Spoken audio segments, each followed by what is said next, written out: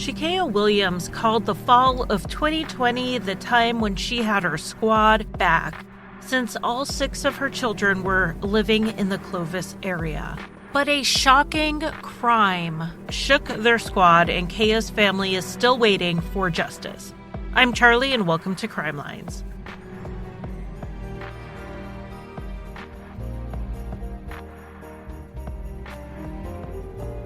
Welcome to day 2 of 12 days of Crime Lines. I've chosen a bunch of cases off my suggestion list.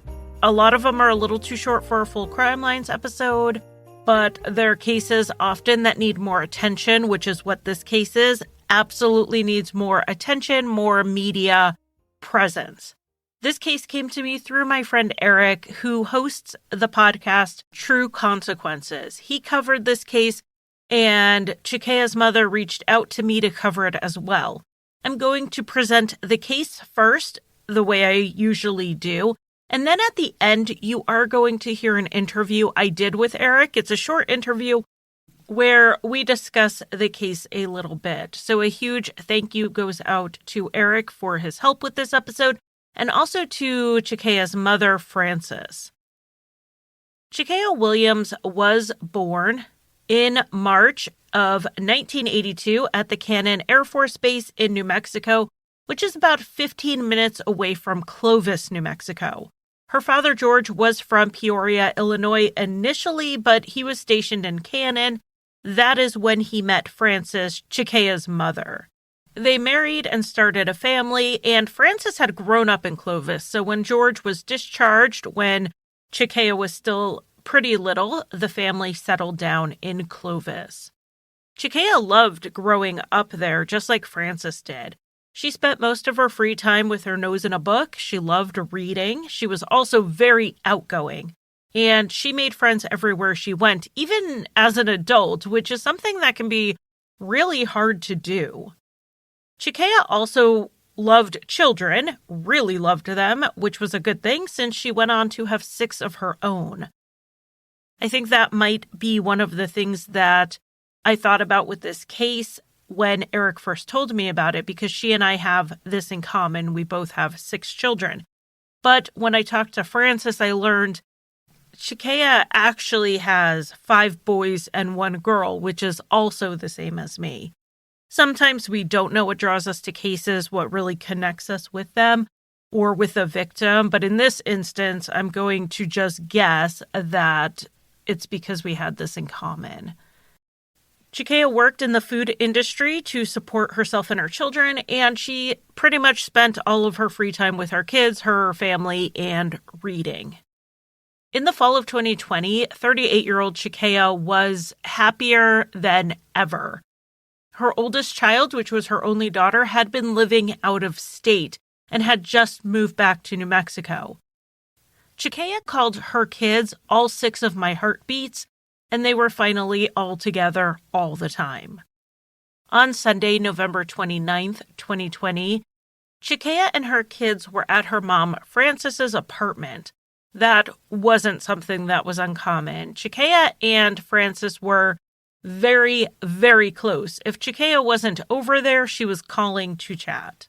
This was a big family Sunday dinner, and one of Tchicaya's sons had a friend over, a teenager we are going to call James. That is not his real name.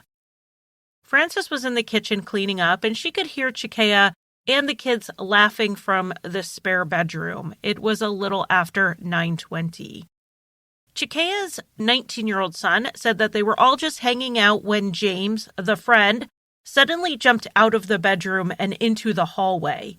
He laid down on the floor, and it was obvious something was wrong. Not knowing what James had seen, had heard, had known about, Tchicaya's oldest son grabbed his 2 youngest brothers and pulled them into the hallway and to the ground as well.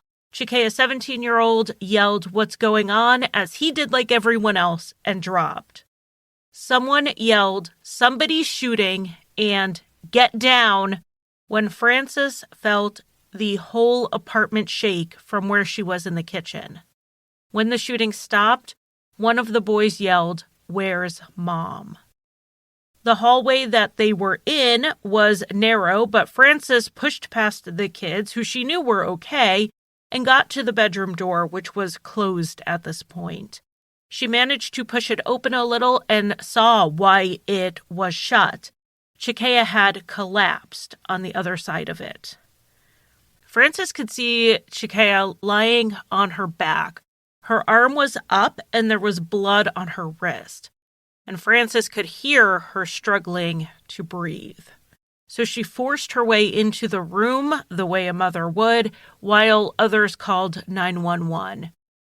As Frances held Tchicaya, begging her to look at her and not to go, Tchicaya took her last 2 breaths and died in her mother's arms. Frances continued to hold Tchicaya, but her attention was turned to the kids, who wanted to know what was going on and if their mother was okay. She wasn't okay, and Frances didn't want the children to see her like that. So she told them to stay out. The 17-year-old did make it into the room, but they were able to keep the little ones from seeing what happened. I hope that Tchicaya knew before she died that all of her kids had gotten out of the room safely, that they had looked out for each other just like she taught them. The paramedics came around 9:30 p.m. and it was only then that Frances let go of Tchicaya. There was nothing they could do for her, so the investigators came in. Frances's home was now a crime scene, with her daughter's body being left in the bedroom for several hours. Tchicaya had been shot 2 times, once in the wrist and once in the chest, and the shots were fired from outside of the apartment. But there was still a witness to all of this, her son's friend, James. James told the police that he looked out and saw the shooter in an early 2000s Chevy Impala with a black stripe. When James saw the car and the shooter, he ran out of the room. Tchicaya's children followed when the shots were fired. Tchicaya didn't have a chance. The alleged shooter, who was named by James, was a young man known to the family. We are going to call him Benjamin. I don't usually change quite so many names in episodes, but these names have not been cleared for release by the police. Benjamin is considered a person of interest, even if they're not naming him publicly. The driver of the Chevy Impala was an older man who James was also able to name. Not only did James recognize the car and the shooter, he had actually been texting Benjamin earlier. He texted that he was at Frances's apartment and said something like, "If you want smoke, it's at Frances's." There are various ways to interpret this text communication. On the one hand, it could sound like James was basically saying that he was at Frances's if Benjamin wanted to fight. However, we don't know that James was setting himself up as a target, because Tchicaya's family does hold space for the theory that James was setting them up. Without knowing the previous conversations and having the context, we don't know this, but James did see the car pull up, and he saw Benjamin get out of it, and he headed for safety, so he did know something was going to happen. So the police had the name and description from James, and they also had some information from neighbors. The neighbors said the police never came to talk to them, but 2 of them did come forward on their own. For their safety, I'm not giving any identifying information on them, but I will tell you what they saw. One neighbor came down while the police were still at the apartment and gave a description of the shooter, the person who had gotten out of the car before aiming into Frances's apartment. And this neighbor described Benjamin. Another neighbor came forward to the family directly later and said they looked out when they heard a shot and they saw a gray 4-door sedan, the same car Benjamin's girlfriend's father drove that night, take off. Francis's apartment wasn't the only one hit in the shooting either. A neighboring apartment did have a shot go through it, and it narrowly missed hitting someone. From what the authorities have told Francis, they interviewed Benjamin a number of times, including on the night of the murder. They said he cried as he insisted he was innocent, and that they found him initially credible. They said they did not do a gunshot residue test on him. Francis asked them why not, and they told her that things don't work the way they do on television. They seriously used the CSI effect as a defense for not swabbing a suspected shooter's hands when they picked him up not even 2 hours after the shooting. GSR tests are not the end-all be-all of an investigation. We know that. They have limitations, but they are a piece of a puzzle, and they're a piece we do not have here because they opted not to test him. According to what Francis was told, Benjamin was questioned multiple times over the next couple of months, and so was the alleged driver, who was Benjamin's girlfriend's father. Both of them denied having anything to do with it, and the police said they never had enough to charge either of them. You might think James, as an eyewitness, would be enough for them to move forward on this case, but unfortunately, James stopped cooperating shortly after naming Benjamin. He even deleted all of his text messages with Benjamin. He is known to be hanging out with him and his group again. Much of what we know about the investigation does come from what Francis was told. Eric, the host of True Consequences, did a FOIA request on the case and was pretty much just sent the incident report. But based on some questions Francis was asked, we do know about two other angles the investigators explored. The first one was a fight that had occurred 2 weeks before Tchicaya's murder. I'm not exactly sure how Tchicaya's boys' names came up in this, but Benjamin was allegedly one of the people in the fight, and the police were specifically asking about Tchicaya's sons. Now, Tchicaya's boys did see the fight, but they didn't participate in it, and they said when it was over, whatever issue everyone had was done with. They had even shook hands after the fight. The police did push Tchicaya's boys to talk more about this, but they really didn't know anything. And I'm telling you, these boys are invested in getting answers for their mother's murder. They've not shied away from answering questions truthfully. I don't believe personally that they would hold anything back or that they know something they haven't already said. Even when I was on the phone with Francis for the interview, one of the older teens was chiming in with some input. They want this solved. Now, the other angle that they explored had to do with some incident at the apartment complex. The family was asked about a party that was held there, but they knew nothing about it. It's not even clear how the police think it may be connected. But the family, when they do a party, it's generally just the family. They have a big extended family, so they were not at all connected to whatever that was. It's been hard to understand and difficult to understand for the family why nothing has happened in this case, especially when they do have this eyewitness and they have James's initial statement. So Francis kept calling and going to the station to ask for updates and information to see where they were. She would talk about pulling phone records to try to get those text messages back. She would talk about looking at social media because they were getting tips, the family was, from other people saying that there were things online that were implicating Benjamin in this. There was even one from Benjamin around New Year's Eve 2020 when he said, "I killed their mom." And it wasn't just evidence of the past crime that Francis was trying to bring to the police, but also ongoing harassment and threats, which are crimes, that were being directed at Francis and Tchicaya's kids, particularly as Francis kept pressuring the police and when she would go to the media. A lot of the social media accounts that were harassing and threatening her and the family would be deleted almost as fast as a new one showed up. Frances sent me some examples of these, and I personally don't understand why it's not being taken more seriously by the police, especially when it went from words to actions.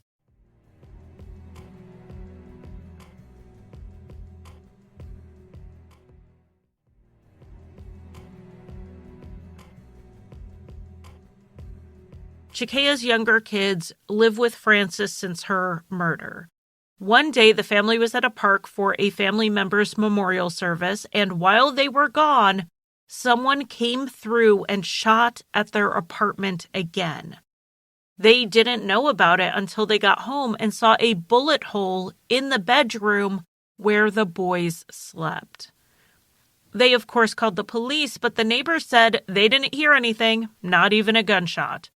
But there was a bullet and a bullet hole, so obviously it happened, but no one saw or heard a single thing. And now this is allegedly the same caliber bullet that killed Tchicaya. The family ended up being forced to move, not just out of fear of another attack, but because the management of the apartment complex received so many complaints from neighbors. The neighbors were scared of being collateral damage as the family was clearly being targeted. Now remember, they're the victims here. They've done nothing. They've lost everything. And now they're being forced to move. 4.5 months after Tchikaya's murder, Frances went to the police to report some more of the social media posts and texts that were coming from a relative of Benjamin's, and these messages were threatening. Frances wanted to talk to someone face-to-face, but all she got was a detective talking to her through a hallway intercom. He then told Frances that Tchikaya's case had been marked inactive. She asked, "What does he mean by inactive?" And he said, "It doesn't mean the case is closed, just inactive." Everyone had lawyered up. They had no more leads to follow, so they were not investigating it actively anymore. Frances was worried that her past and Tchikaya's past with drug arrests may have influenced the interest in this case. But Tchicaya was a decade out from all of that, and she had just been living her life, raising her kids, working hard. There was no evidence that this crime was related in any way to drug or gang activity, but even if it was, who cares? Tchicaya would still deserve justice regardless. But it's very likely that night Tchicaya was not the target. She paid with her life for someone else's feud. Frances left the police station after being told the case was inactive, and she walked right on over to City Hall, and she ended up speaking with the Clovis city manager. She finally got somewhere with this because he would talk to her. Now, he's not law enforcement, so he didn't know much about the case, and he couldn't directly help her, but he was at least able to open a line of communication. Frances got a call from an investigator with the police department, and he asked her for patience, and then the captain called to follow up. This conversation, as Frances recollects it, didn't go well. She said his tone was disrespectful from the start, and then he used the words, "Well, you need to." And Frances was absolutely uninterested in hearing the rest of that sentence. She told him she didn't need to do anything. She held her daughter as she died. She brought them evidence, not just incriminating statements, but evidence of ongoing harassment. Her grandsons were in danger, and from where she stood, it looked like no one cared. So the time for telling Frances what she needs to do, what she needs to know, what she needs to understand, those days are gone. And this is the reality of what some families face when they're trying to get answers and justice. So right before Frances hung up on the captain, she remembers him saying something about being unable to solve the case if she was out there making accusations. Now, at that point, Frances had actually been holding back a bit. She didn't want to put too much in the media because of the investigation. But now he's basically blaming her for interfering in some way. So she has nothing left to lose. And she was able to get additional media coverage, including on podcasts. And now Tchicaya's story is being heard by tens of thousands of people in 24 countries. Now, I did ask Frances what her hope was for those of you listening right now. She wants you to remember the name Tchicayah Williams. She wants you to know how happy she was, how she would have given you anything you needed, even if what you needed was a dose of honesty. Tchicaya was a real person. She was an individual. She was a loving mother. Frances still sees her when she sees her grandchildren smile. And Tchicaya's children also have her heart. Frances works long hours in spite of health problems to support the kids. And they look out for her, making sure she takes it easy. And they learned how to take care of Frances because they watched their mother do it. Tchicaya's daughter started a change.org petition to get justice for her mother. I'm going to leave a link to it in the episode description. And anybody with information on the murder of Tchicayah Williams, you are asked to call 575-769-1921. And with that, I want to introduce my interview with Eric from True Consequences.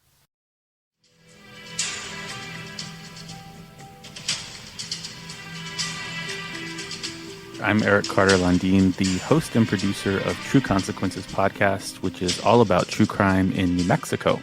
And how did you get started making your podcast? Well, it kind of happened as a result of some inspiration. My brother was murdered over 3 decades ago, and his killer was never brought to justice. And so I kept saying to myself that somebody should do something about all the murder that's happening in New Mexico and the lack of justice. And eventually I just decided that I would do something. So I created the show to somewhat give a platform to people in my family situation and giving them the opportunity to tell their story in their words on their terms. One of the things I really like about your show is when I scroll to your sources, it almost always says police documents. So do you do a lot of FOIA requests? I do, yeah. It's really important for me to get as much information as possible because a lot of people will, when they're producing true crime content, kind of recycle a lot of the information that's already out there on other podcasts or on Investigation Discovery. And I really try to get direct source information as much as I can. Where it's possible. So how did you come across this case of Tchicayah Williams? Somebody who saw me on, I think it was either on Kendall Ray or listened to Sarah Turney's episode about Jacob. And they're in New Mexico, they're in Clovis, and they reached out to me and said, hey, I know you don't know me, but I have this friend of mine who was murdered and nothing is happening with the case. Would you be willing to talk to her mother about it? And I agreed. And I talked to Miss Frances and scheduled some time to go out there. It really struck me as I started to look into the case, just the lack of any information that was out there. I even did a FOIA request, and I think I received like a page and a half or 2 pages from the police department. So there's really not a lot of information out there. I know a lot of what I was able to get out of this was because her mother did media and got this in front of the media. She found people willing to listen to this story, which is really an unbelievable one where you have an eyewitness who said that guy did it. Mm-hmm. And well, he told us he didn't do it. Okay, well, good. Good for him. Let's get in there and investigate. And I feel that Miss Frances has had to go investigate herself, which I know some families find themselves in that position. Yeah, it's really sad. And I felt so bad for her, because a lot of family members in that situation, they've never had to navigate this type of world. It's really foreign at sometimes, and I experienced the same thing. So I definitely had a lot of empathy for her, knowing that she has a really hard battle ahead of her, and it's really important that Tchikaya's story gets out there, because the more people know about it, the more pressure it puts on the police and on the people that are supposed to be investigating this to do what they need to do the right thing and put this person away. It's really one of those cases that is completely solvable. I do feel like they have waited on some evidence that they shouldn't have waited on. Obviously they didn't do the gunshot residue tests. Once that evidence is gone, it's gone. They are slowly going to start losing some of the digital evidence because that's not necessarily stored forever. Yeah. And I really do hope that this media attention through podcasts and news locally really pushes them forward to get this case moving forward towards a resolution. Yeah, I hope so too. I know that Tchikaya's daughter had put together a petition on change.org. I don't know how much traction that's gotten, but they have asked the Attorney General to step in, because it seems like the district attorney at this point really has no interest in moving forward. And I don't know if that has to do with, what the police have turned over or any of that, but I do know that there's that petition out there. And so I think the more people that can share Tchikaya's story and sign the petition, that's definitely going to make an impact. That's the best thing we can often do. I know that we sit and we listen to true crime and we empathize and we think about these issues. And sometimes there are actionable steps we can take, whether it is donating money for a private investigator or even just signing a petition to let people know that you heard this story and you care enough to want to see something happen here. And I do think this is a case that needs to be taken over, or at least looked over by someone above the Clovis police.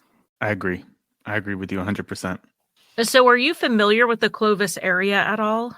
I am. Yeah, I've been there several times, and I used to go there for work, so I'm pretty familiar with Clovis. So one of the things I was looking at when I was looking at Clovis is it kept making me think of Gallup, New Mexico, which I looked into when I did a different case. And one of the issues with that case, the victim's sister told me, was that the problem was a murder happened and they're investigating it. And within 24 hours, another murder has happened and they have to go investigate that. Is Clovis similar with crime, or do you think it's safer? All of New Mexico is struggling with crime right now. There's a lot of reasons for that. There's some legislation that has really impacted the way that pre-sentencing holding has happened historically. And there was a lot of promises about things happening with this. It was called bail reform. Basically, the idea is that if you're a nonviolent offender, you're going to be sent home pending sentencing to just kind of be on house arrest and wait for your trial date. And it seemed like a good idea. It was a way to, quote unquote, ease overcrowding in our jails and prisons. It has not worked.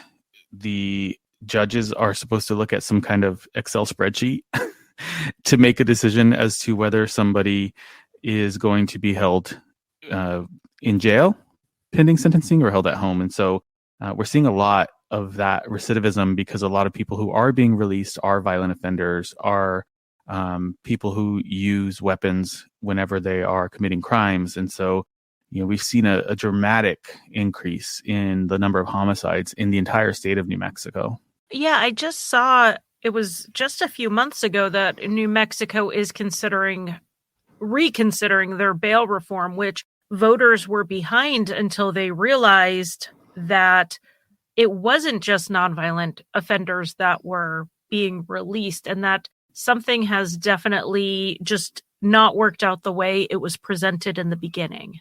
Yeah, and there's been a really big increase in crime with younger and younger perpetrators, murders specifically, and robberies. We're seeing a lot of these younger kids are using social media like Snapchat, Instagram to lure people to a place where they can be robbed. And if they don't have what they're looking for, they will shoot them. And so, I've covered a few cases like that. I think this is kind of similar, where you have somewhat of a younger person who's responsible for this. And they are using social media to intimidate the family and to intimidate others.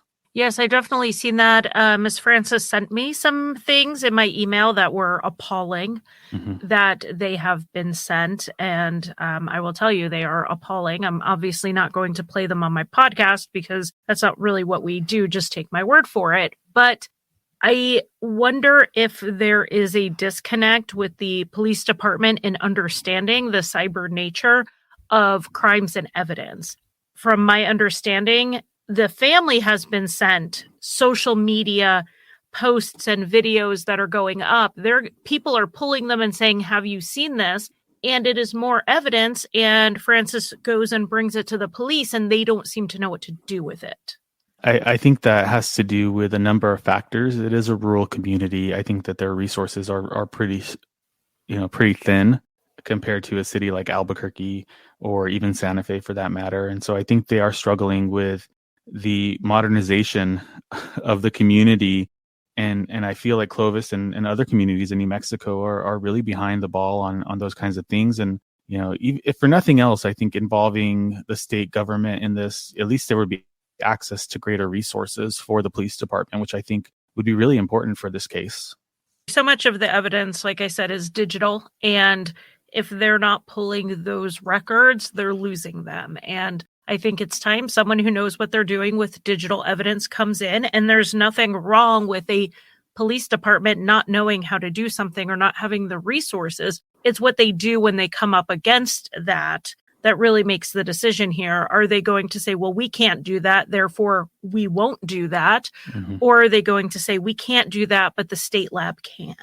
Exactly. And I think that that's really important. It isn't about pride or, looking less than as a department. It's more about doing the right thing for the community, doing the right thing in a situation like this. I mean, for God's sake, Tchikaya's kids today, they just had their 1-year anniversary of losing her. And it's been extremely challenging for them to grow up without their mom and to see her go in such a violent way. It's just tragic.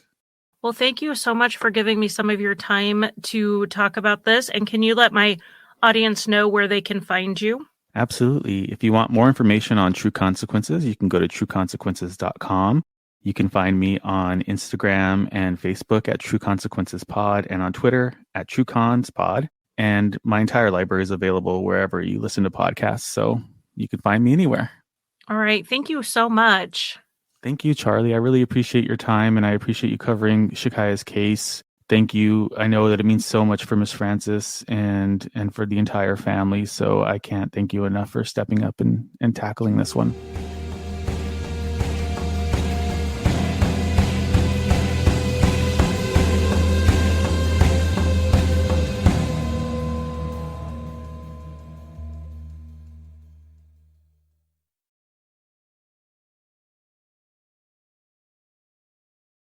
Ever tried reading while jogging, cooking, or even juggling flaming torches? Yeah, it doesn't end well. But with audiobooks.com, you can conquer books without the circus act. Dive into over 450,000 titles, including more than 10,000 free ones. Get hooked on a bestseller, find your next obsession, or finally read that classic you've been avoiding since high school. And here's the inside scoop. Sign up today for a free 30-day trial and snag your first 3 audiobooks on the house. Sign up for your free trial at audiobooks.com/podcastfree today. That's audiobooks.com/podcastfree.